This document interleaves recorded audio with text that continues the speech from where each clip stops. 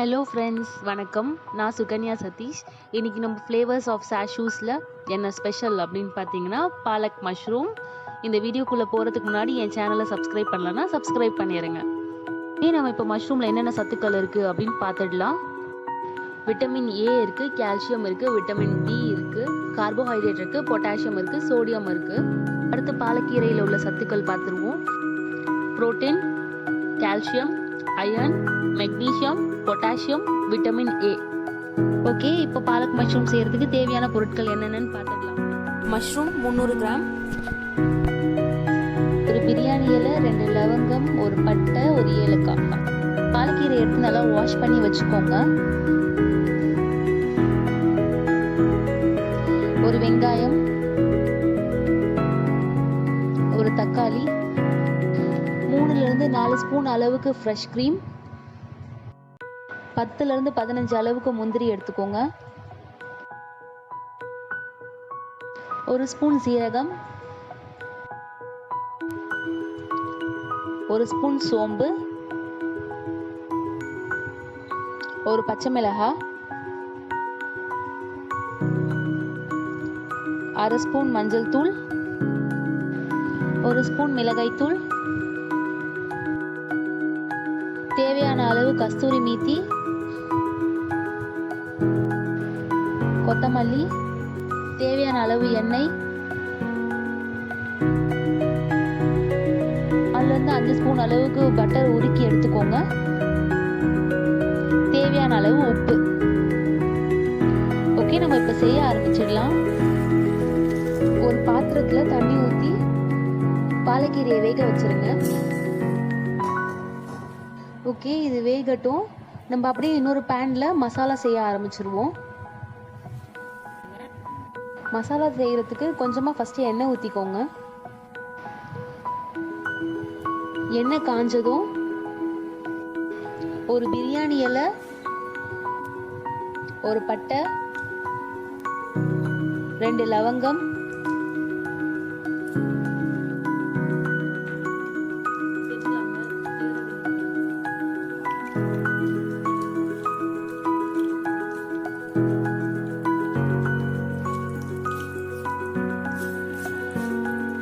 எல்லாத்தையும் சேர்த்து நல்லா வதக்கிக்கோங்க.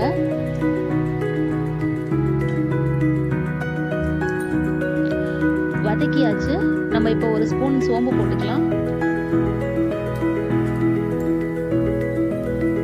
ஒரு ஸ்பூன் சீரகம்,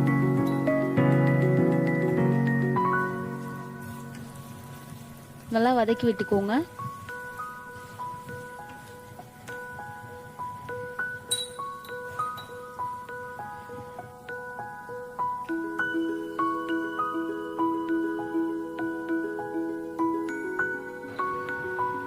நம்ம எடுத்து வச்சிருக்கிற முந்திரியை இப்போ இதில் சேர்த்துடலாம்.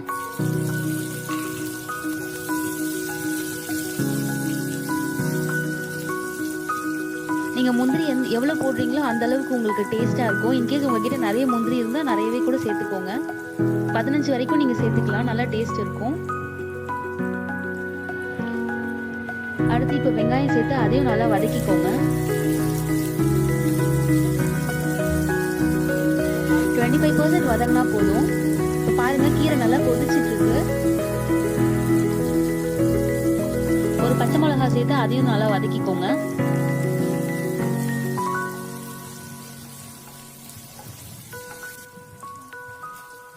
தேவையான அளவு உப்பு சேர்த்துக்கோங்க.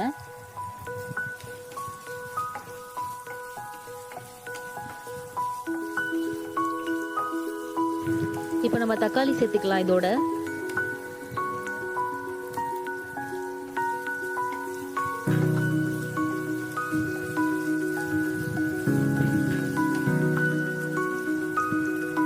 ரொம்ப வதக்கணும்னு அவசியம் இல்லைங்க, லைட்டாக வதக்கினா போதும். ஏன்னா நம்ம இப்போ மசாலா அரைக்க போகிறதுனால லைட்டாக வதக்கினா போதும்.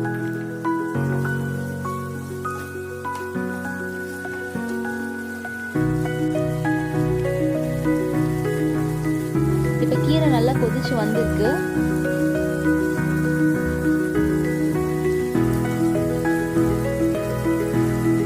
எப்பவுமே மசாலா ஃப்ளேவர் சேர்க்கும் போது கொஞ்சமாக ரோஸ் பெட்டல்ஸ் சேர்ப்பேன். ஏன்னா ரோஸ் பெட்டல்ஸ் வந்து உங்களுக்கு ஒரு நல்ல ஸ்மெல் கொடுக்கும். ப்ளஸ் உங்கள் உடம்புக்கும் ரொம்ப நல்லது.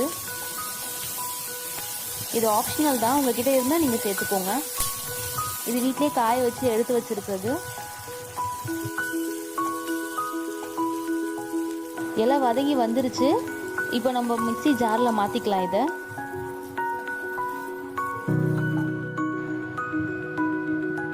இந்த மாதிரி நல்லா ஃபைன் பேஸ்ட்டாக அரைச்சி எடுத்துக்கோங்க. நீங்கள் மசாலா வதக்கி அரைக்கும் போதே உங்களுக்கு ஒரு நல்ல ஸ்மெல் வரும். கீரையும் நல்லா வெந்துருச்சு. நம்ம இப்போ கீரையும் எடுத்து நல்லா அரைச்சிக்கலாம்.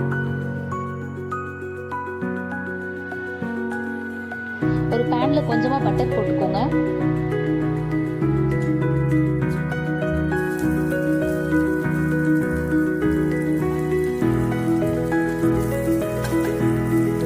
பட்டர் உருகுனதும் நம்ம எடுத்து வச்சிருக்கிற மசாலாவை அதில் சேர்த்துக்கலாம்.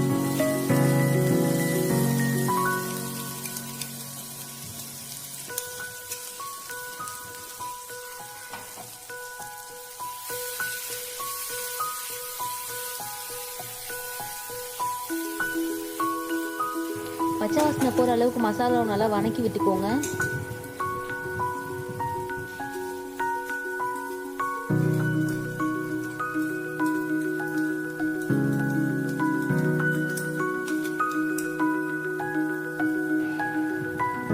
ஜாரு கழுவி கொஞ்சமாக தண்ணி எடுத்து ஊற்றிக்கிறேன் நான் இதில்.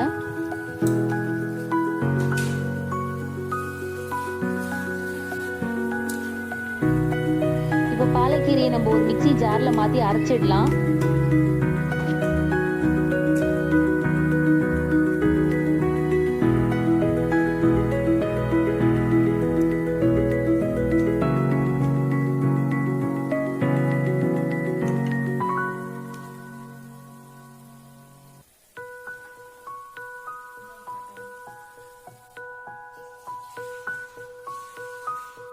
மசாலாவில் பச்சை ஸ்மெல் போனதும் எடுத்து வச்சிருக்கிற மஷ்ரூமை சேர்த்துக்கிறேன்.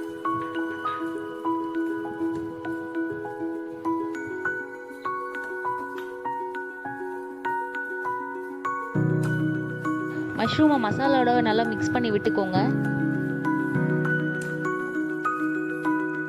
அடுத்து நம்ம பாலக்கீரையை நல்லா அரைச்சி எடுத்தாச்சு.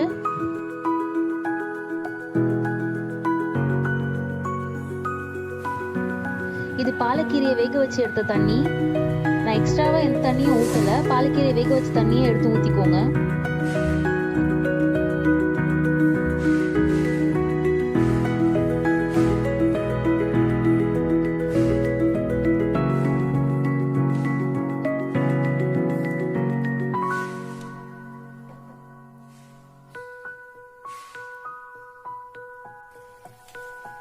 இப்போ இது நல்லா கொதிச்சு வந்துருச்சு.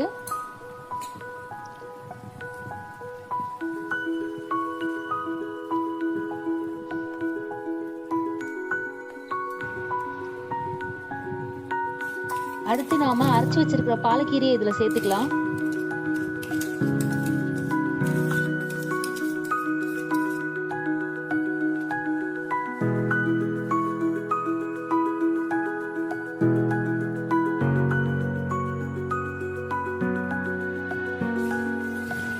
மிக்ஸி ஜாரை கழுவி கொஞ்சமா தண்ணி எடுத்துக்கோங்க.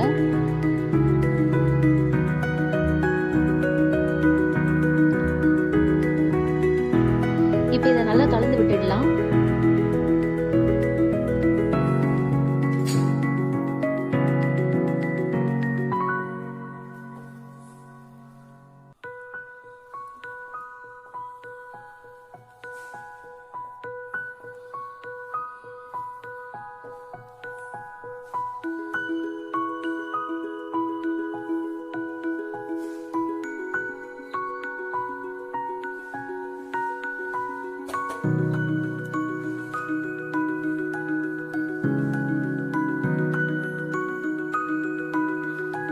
இப்போ இதுல 1 ஸ்பூன் அளவுக்கு மிளகாய் தூள் சேர்த்துக்கலாம்.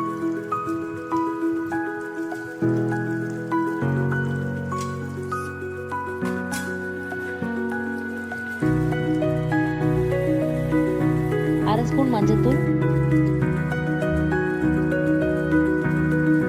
தேவையான அளவுக்கு உப்பு சேர்த்துக்கோங்க.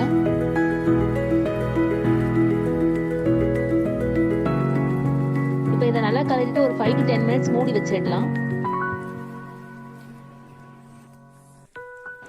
இப்போ மசாலா நல்லா திக்காக வந்துருச்சு. கொஞ்சமாக ஃப்ரெஷ் க்ரீம் ஆட் பண்ணிக்கோங்க. உங்ககிட்ட ஃப்ரெஷ் க்ரீம் இருந்தால் ஃப்ரெஷ் க்ரீம் சேர்த்துக்கோங்க. இன்கேஸ் ஃப்ரெஷ் க்ரீம் இல்லைன்னா நல்லா காய்ச்சி ஆற வச்ச திக்கான பால் எடுத்து ஊற்றிக்கோங்க.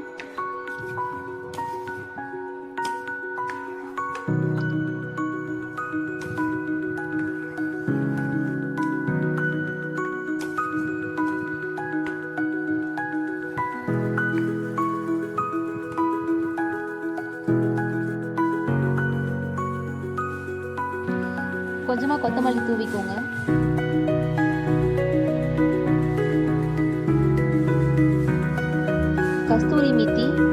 கஸ்தூரி மெத்தி கொஞ்சமாக மேலே தூவிக்கோங்க.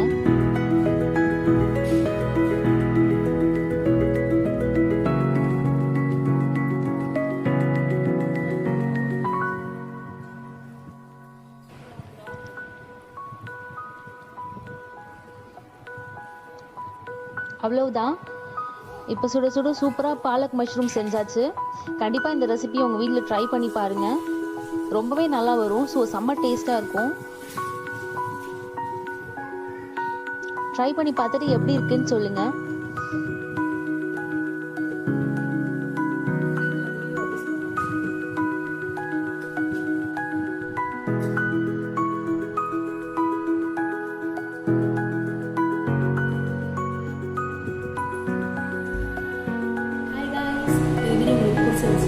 லைக் பண்ணுங்க, ஷேர் பண்ணுங்க, சப்ஸ்கிரைப் பண்ணுங்க. அப்படியே பக்கத்தில் இருக்கிற பெல் ஐக்கானை கிளிக் பண்ணுங்க. தேங்க்ஸ் ஃபார் வாட்சிங்.